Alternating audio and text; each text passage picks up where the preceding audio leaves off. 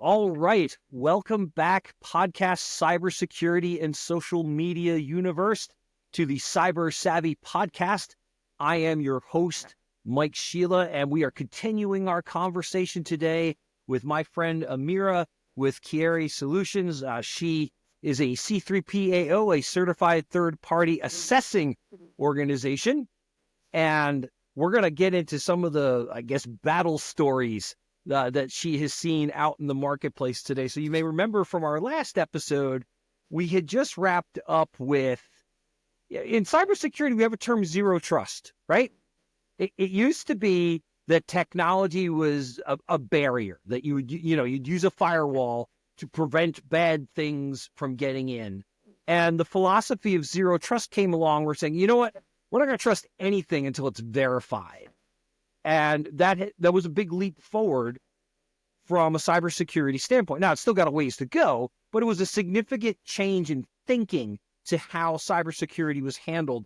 And I think CMMC is an evolution of that. It's no longer, hey, we can't trust our contractors, primes, or subs to do this. We must verify that they have. And they're using an organization like yours to verify that, right? Absolutely. Yep. So the question I have for you, and we talked a little bit about this before we started recording, is what are the common things that you're seeing get missed? And if a government contractor were to come to you and say, hey, Amira, there's 5 things I absolutely should do to help me get on my way to this, what are those 5 things you'd recommend? So I'm curious to hear those in the conversation today. Oh, golly. Okay. So 3. We go 3. 5 might be a lot. In the last episode, Mike, you mentioned that the last part of doing CMMC is continuing to do CMMC after the assessment, right? It's not going to work to just scramble, get all your stuff together, pass the assessment, and then just drop it.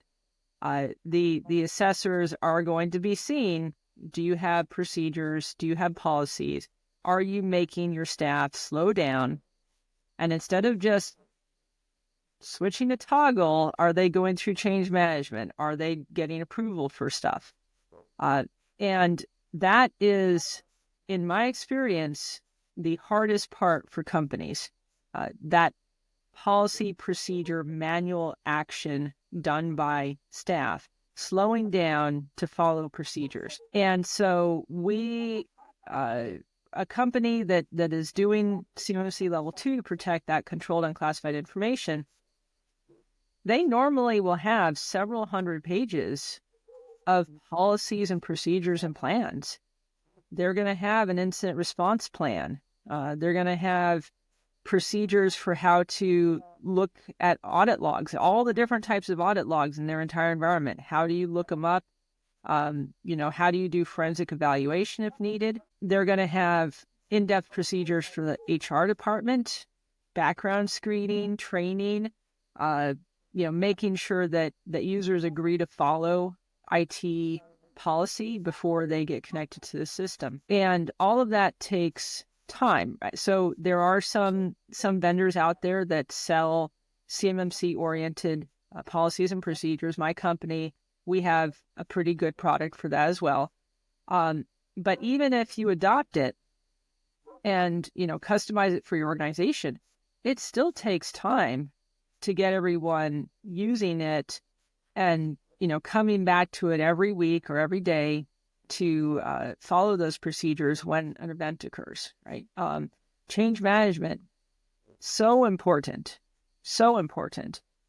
And most companies don't really do a formal change management process unless they're enterprise. But change management is how you do about half of the requirements in CMMC because it forces you, when you're going to replace the system, let's say your firewall breaks, right? It just, smoke starts coming out of it. Most companies are going to go, oh my goodness, we need a 4-hour firewall over here as fast as we can. Just throw it up and get everyone rolling, right?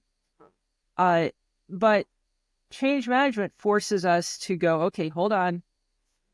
How are we going to do all the security before we turn it on? How are we going to make sure that bad guys can't get through the firewall to attack us immediately after we replace this part, right? And of course, this is a reasonable thing. You can't actually do all this with a functional company, with a functional IT department. I've been running level 2 with my company for 4 years now, do all the work talking to you on one of these secure computers. So it is possible to be functional. The biggest part is upholding that process and remembering I can't just do this thing. I can't just make this change, right? I need to document and have somebody who's smart at cybersecurity double check me and make sure I'm not messing up a requirement I'm already doing properly. Another thing, so that's the hardest part for companies to actually do when they're preparing. It's a bingo moment. I hadn't thought of that before, so thank you. In comparison, like the technical stuff can be hard, for sure, right? Configuring encryption, patching systems up, that can be really hard. And especially if you've been operating for a while, you can have what we call technical debt, which is you haven't patched that database in 2 years, right? And now you apply a patch and you're down, which is, I've been there, right? I've taken down systems. I've been up in the middle of the night, trying to sacrifice chickens to appease the IT gods. Right? Like it's super scary to do stuff to production systems. So technical changes are very dangerous and scary, and they take a lot of work. But the nice thing about them is typically once you do them, they're good, right? You set up that encryption. It's going to keep working, very likely, unless, of course, you smoke check your firewall, right? It's the procedures that are very hard to do. Now, so that's the difficulty, but where I see companies go wrong most often, and this is heartbreaking from an assessor perspective, because I don't like companies spending money and then getting a bad result, spending effort and then getting a bad result, right? So a lot of companies, when they first realize they have to do CMMC, right? Their contracts are at risk. It's time. They will either reach out to an unqualified person who says they're a CMMC practitioner, right? Or they will in-house it, and maybe they go to the junior IT person who's not terribly busy, and they're like, "You are in charge of this, right?" It's too much for that poor IT person. This is a big job. This is like a full-time cybersecurity person job to prepare a company. So, and I went through this when I was first learning cybersecurity. Is I'd look at the requirement and I'd be like, okay, have system logs. Okay, cool. I've got logs, right?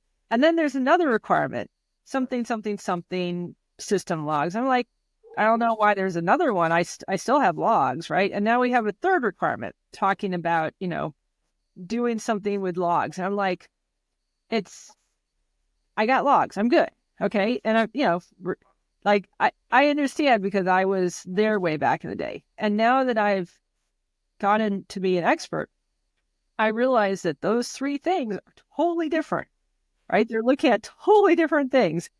And it's totally different procedures, configurations. That involves logs. Right. That involves logs, but you have to know that level of detail to even be able to understand the requirement. And that's something that a specialized GRC person, a cybersecurity assessor for CMMC has been through training, is going to be most able to explain. And so what happens when the companies don't get that level of expertise is they kind of go, hey, yeah, I got it, right? They read part of the requirement and they say, I'm good. And they don't realize all the detail that makes up that requirement. And we assessors, we have to make sure you're doing all of that detail before we mark a requirement met. So you might read that requirement, say, okay, I need to do one thing, right? I need to do system logs. And as assessors, we're looking at 6 different breakdowns. You have to define the content that the log has. You have to define the important event types, right? A password reset, failed logins, someone coming in from a different location. You have to make sure that your system actually does that content. You have to make sure that system actually has the events, right? And so we're going in a very granular method. And just one of those things not being there causes the entire thing to fail. And most companies, they're just getting into this, or they're using a untrained practitioner. They don't prepare that, right? So they might spend a year preparing, think they're good, come to an assessor, and we're like, "You are not ready. I'm sorry, do not do the assessment, right? Go. Let me point you at somebody who knows what they're doing, who can help you. I'm sorry that you spent $200,000 with that person and didn't get anywhere." Right. And I don't know how to better get the word out. But, if people reach out, I'm certainly happy to point to good companies that have a proven track record.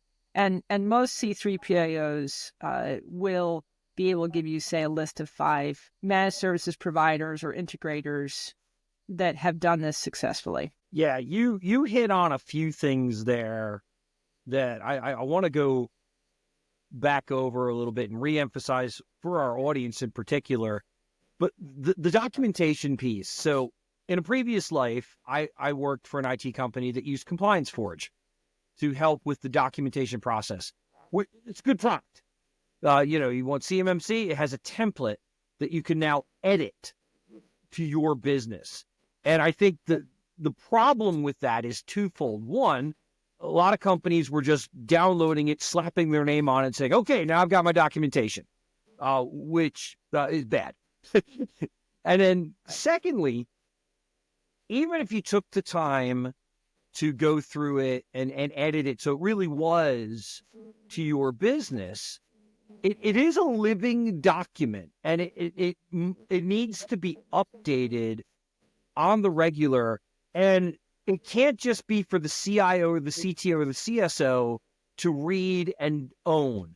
Like, there has to be a working knowledge of what this document says amongst all your employees. Now, I'm not saying all your employees have to study it and master it, but they have to have a functional knowledge of, hey, when Bob left the company, did I have a responsibility to maintain our compliance? Hey, when we hired Mary, did I have a responsibility to maintain our compliance?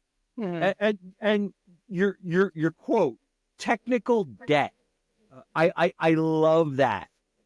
So often when we update something, we end up breaking something else. That's just the nature of technology. And that's partly why updates come out as frequent as they do, because we will fix something and go, hey, that broke something else. So then they fix that. And then maybe that iteration didn't break something. And then the next iteration does. But I think that perhaps the most important thing that you just isolated is that there's 3 sets of eyes in this process that make CMMC work. It's the customer. Hey, I'm doing ABC, XYZ. It's the vendor that they choose for the assessment and or the remediation, because you could have 2 different vendors there, right? You could have someone assess you, you could have someone remediate you. You have to have separate ones. Absolutely. And then you're coming along as a 3rd vendor to certify that the assessor assessed you properly and the remediator remediated you properly. Okay. Yeah, right. You can have somebody do a gap analysis who's also, that's typically a remediator's. Yeah. That's how they get in the door, is they say, let me find all your gaps and then I'll come up with a plan to fix it, for sure. But as you pointed out, that doesn't mean they're competent. Right. Now, becoming an RPO, I know, is a bit of an arduous task. But there are plenty of people out there doing the work that aren't RPOs. And just because you're an RPO doesn't mean you're particularly good at it. So I'm guessing that's some of the frustrations you're seeing as a C3PAO, that the quality for the people that are helping these companies isn't quite yet up to par. Yeah.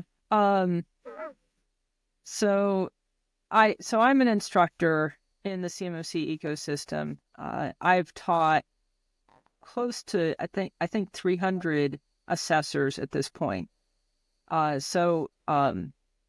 influenced the next generation for sure, right? Wonderful. And I've also been through the registered practitioner program, and I can tell you there's a world of difference between the two.